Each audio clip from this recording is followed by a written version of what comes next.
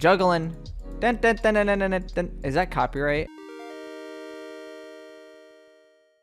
I spent the last few days moving into a new apartment, and the second my setup was complete, I decided to stream my slime simulator game Gelli Fields. The goal of the stream was to add a new mechanic that rewards players for having a higher level. In Gelli Fields, you plant and harvest crops, and you also do random activities scattered around the biome, and that gives you experience, which levels your jelly up. And currently, the only thing that does is it spawns a little present balloon that floats around on the top of the screen, and when you pop it, you get a random item. Getting a present every time you level up is pretty cool, but it doesn't really add anything to the sense of progression in the game. And to help alleviate that, I'm going to look towards my canceled game Gelli World. In Gelli World, I came up with this mechanic called variant crops. Basically, if you had a high farming level, there would be a chance for rare seeds to drop based on the crop that you planted. This mechanic seemed way too cool to just leave in a canceled game, so I decided to add it into Gelli Fields. I booted up my stream and I got started. So one of the very basic crops in the game is called a turnip, and the variant crop that I wanted to make is called a sun snap turnip. It's like a turnip that sat out in the sun and got roasted, so it's like plant that cooks itself. It takes me a while to actually draw things, so I felt a lot of pressure when I was drawing on stream, and we ended up having a lot of funny things happen. The turnips upside down look like octopus. It's a little octopus. Octopus jelly confirmed? To be completely honest, this wasn't the hardest thing to draw. It was like a previous drawing I already made, but the colors are just a little bit darker and the shape's a little bit different. I also added an extra growth stage, and I think it looks pretty cool. Not only do I have to draw the physical crop, but I also have to draw the crop item as well as the seeds. Simple enough with the seeds.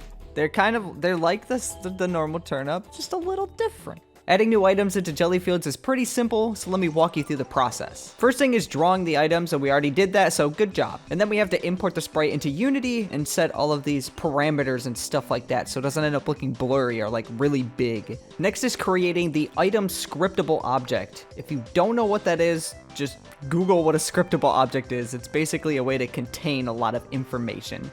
And this is where the bulk of the item is. Any data this item has is stored in the item scriptable object. So I can set things like the sell price, the buy price, and if the item is able to be planted. After I create any item, I slap it in the game to see if it's working, and yeah, look, it's working. Yay! Roasted turnip. Next is the seeds, same exact process, but it's a little bit different. In order to get the proper data for the seeds, I need to add the crop in first. Just like items, I also have a scriptable object that holds all the data for crops. There's a lot of stuff here, stuff like how much experience you get for harvesting a crop, how many stages the crop has, and how long it takes for the crop to grow up a stage. Let's take a break from all this technical stuff so I could talk about something that's been in my life, and it's called Pokemon Scarlet and Violet. The day we started moving was the day Scarlet and Violet came out, and we woke up at the crack of dawn, ran over to Target, and we ended up getting the pre-order bonus statue thing, and it's actually really cool. That's our little secret tip. If you go to Target right when they open up, you can sometimes get pre-order stuff for free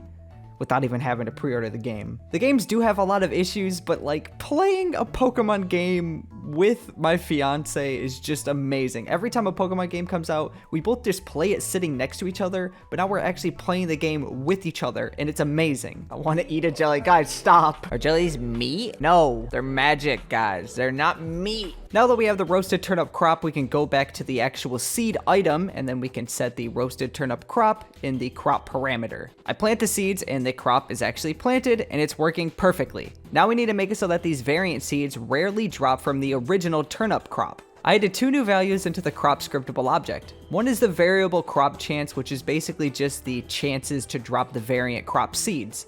And I also added an ID for the variable crop seed item as well. Does that make any sense? Basically, one determines how likely the seeds are to drop, and the other one determines what seeds drop. Coding this, I did run into an issue where it just didn't drop the seeds, but I eventually figured that out. Look, we got them! So it's confirmed that this works. Streaming has been so much fun, and I want to see more of you in the streams, and I want to talk to all of you. Also, if you're not subscribed, please subscribe so you can catch these streams and also know when I upload videos. I don't have an official stream schedule out yet because I just moved, but I do post an hour or two beforehand that I'm going to stream, so check out for that. The way the variant crop seed dropping works is that it picks a random number between 1 and 100, and if that number that it picks is greater than the seed's drop chance, then it'll drop the variant seeds. The last step to this new mechanic is tying it into the player's level, and how I did that was adding a new variable into the crop scriptable object called the variant level addition. The variant addition is a number, and it gets added to that random number that's chosen between 1 and 100 to determine if a seed is dropped. That ties into the player level because the variant level addition is actually times by the player's level. So if the variant level addition is 1 and the player is level 15, then it's going to add 15 to that random number between 0 and 100, which makes the crop more likely to drop the variant seed.